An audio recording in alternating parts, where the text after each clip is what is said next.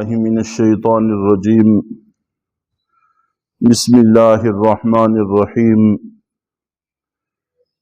ولا تہنوا، اور تم سست نہ پڑو، کمزور نہ پڑو جہاد کے معاملے میں، نیک اعمال کے معاملے میں اور دینی امور میں سست پڑنے سے منع کیا گیا ہے۔ چنانچہ نبی پاک صلی اللہ علیہ وسلم نے بھی صحابہ کرام کو ارشاد فرمایا تھا کہ ایک وقت آئے گا کہ تمہارے اندر وہن پیدا ہو جائے گا۔ تہینو یہ وہن سے ہی ہے۔ صحابہ کرام نے عرض کیا کہ اللہ کے رسول، وہن کیا ہوتا ہے؟ اور آپ نے یہ بھی ارشاد فرمایا کہ جس وقت تمہارے اندر وہن پیدا ہو جائے گا تو تم پھر تنزلی کی طرف چلے جاؤ گے۔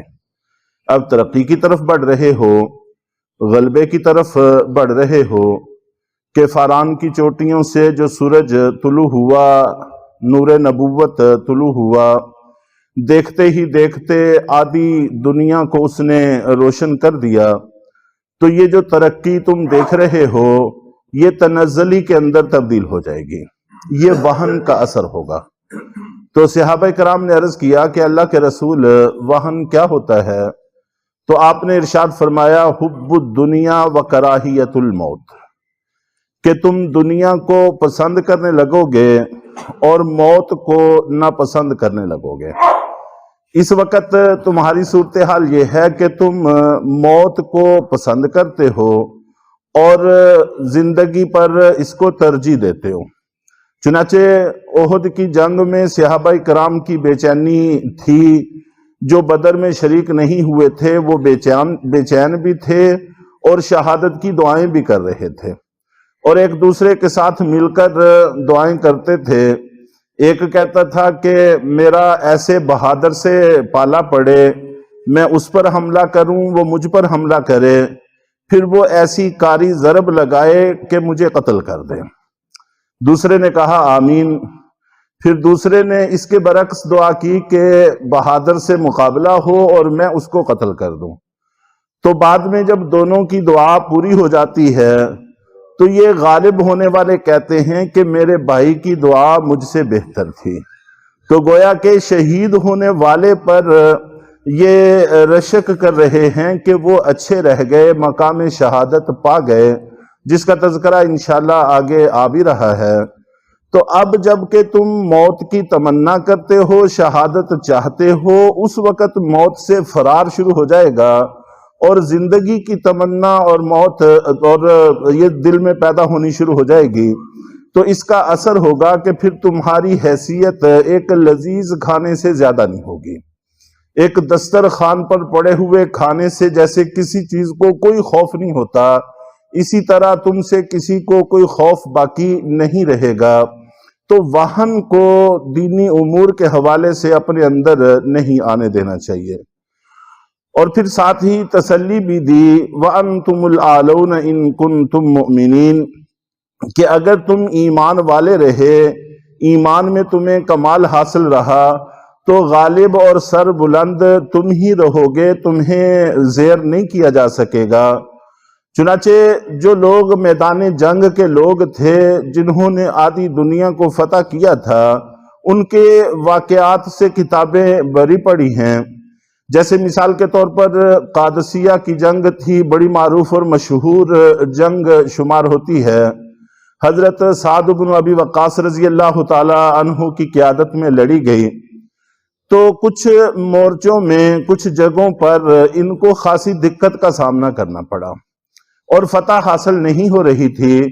تو حضرت سعد بن ابی وقاص رضی اللہ تعالی عنہ کے ذہن کے اندر یہی خیال آیا اور اپنے سارے لشکر کو خطاب کر کے کہا کہ شاید کسی دینی معاملے میں ہم سے غفلت ہو رہی ہے، چنانچہ ہمیں توبہ اور استغفار کرنا چاہیے۔ تو سب نے مل کر توبہ اور استغفار کی، اللہ تعالیٰ سے گناہوں کی معافی چاہی۔ پھر 3 دن کی گمسان کی جنگ شروع ہوئی، 3 دن 3 راتیں مسلسل یہ جنگ جاری رہی۔ بالآخر اللہ تعالیٰ نے مسلمانوں کو کھلی ہوئی فتح عطا فرمائی اور یہ وہی سعد بن ابی وقاص رضی اللہ تعالی عنہ ہیں جن کے سامنے سے رستم پیٹھ پھیر کر بھاگا تھا اور بھاگتا ہوا مارا گیا تھا۔ تو آج کل جب بھی طاقت کا تذکرہ کرتے ہیں تو رستم کا نام لیا جاتا ہے۔ رستم کو مارنے والے حضرت سعد بن ابی وقاص رضی اللہ تعالیٰ عنہ کے نام سے کوئی واقف نہیں ہے۔ ہماری اپنی تاریخ سے ناآشنائی اس حد تک بڑھ گئی ہے۔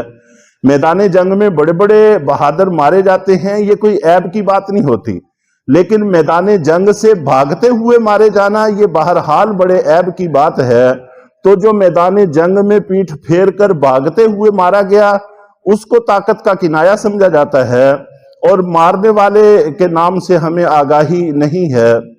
اسی طرح مصر کی فتح کے دوران حضرت عمرو بن العاص رضی اللہ تعالی عنہ کا محاصرہ ایک قلعے کا طویل ہو گیا، فتح حاصل نہیں ہو رہی تھی، تو انہوں نے حضرت عمر رضی اللہ تعالیٰ عنہ کو خط لکھا، مشورہ بھی چاہا اور امداد بھی چاہی کہ ہمیں اور فوج بھیجی جائے، اور یہ 8,000 کا لشکر تھا۔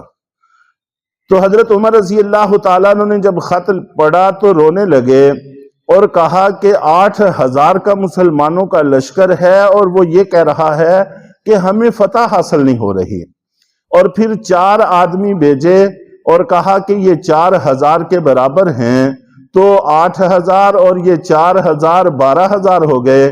اگر مسلمانوں کا لشکر 12,000 پر مشتمل ہو پھر تعداد کی وجہ سے کبھی شکست نہیں کھا سکتا۔ یہ حضرت عمر بن خطاب رضی اللہ تعالی عنہ کے الفاظ ہیں، جو میدان جنگ کو اچھی طرح سے جانتے ہیں اور آدھی دنیا کے فاتح ہیں۔ تو وہ یہ لکھتے ہیں کہ اگر 12,000 مسلمان ہوں تو پھر تعداد کی وجہ سے کبھی شکست نہیں کھا سکتے۔ تو چنانچہ کہا کہ خط پڑھتے ہی حملہ کرو، حملہ کیا تو اللہ تعالیٰ نے فتح سے کامران فرمایا اور فتح عطا فرمائی۔ تو اگر تم واقعی ایمان والے ہو تو پھر تم سر بلند رہو گے، اور جہاں بھی کہیں نقصان پہنچا، گویا کہ اصول کے درجے میں ہمیں یہ بات بتا دی گئی ہے، اگر کہیں تمہیں کوئی نقصان پہنچتا ہے، کوئی مشکل پیش آتی ہے، تو سمجھ لو کہ وجہ تمہاری اندر کی کوتاہی ہے، تمہارے اعمال کی اور ایمان کی کمزوری ہے، وگرنہ ایسا ہو نہیں سکتا کہ مسلمانوں کو سربلندی حاصل نہ ہو۔ اور پھر کل جیسے بات کا اختتام ہوا تھا اور عرض کیا تھا کہ مسلمانوں کے ساتھ یہ جو نقصان ہوا احد کی جنگ میں، اس کی کچھ وجوہات اللہ رب العزت نے ذکر کی ہیں، مقاصد ذکر کیے ہیں۔ وَلِيَعْلَمَ اللَّهُ الَّذِينَ آمَنُوا وَيَتَّخِذَ مِنْكُمْ شُهَدَاءَ، یہ سب کچھ اس وجہ سے ہوا ہے کہ 70 صحابہ کرام شہید ہوئے، بہت سارے زخمی ہوئے، اللہ کے نبی صلی اللہ علیہ وسلم بھی زخمی ہوئے۔ یہ سب کچھ اس لیے ہوا ہے تاکہ اللہ تعالیٰ ایمان والوں کی خوب جانچ کر لیں، اچھی طرح سے پرکھ لیں کہ ان کی صفوں میں چھپے ہوئے منافق چہرے وہ کھل کر سامنے آ جائیں، پتہ چل جائے کہ کون سے واقعی مخلص اور سچے مومن ہیں اور کون سے ایسے ہیں جو محض فوائد سمیٹنے کی غرض سے ان کی صفوں میں شامل ہیں۔ چنانچہ انبیاء کرام کے ساتھ یہ معاملہ شروع میں ہمیشہ ہی رہا ہے، جس کا بخاری شریف کے حوالے سے انشاءاللہ العزیز واقعہ بھی اگلے درس میں عرض کیا جائے گا۔ تو یہ بھی ایک اہم مقصد ہوتا ہے، شروع میں کچھ زخم پہنچنا، نقصان ہونا، تاکہ ایمان والوں کی پرکھ ہو جائے اور کھرے اور کھوٹے کے درمیان میں امتیاز ہو جائے۔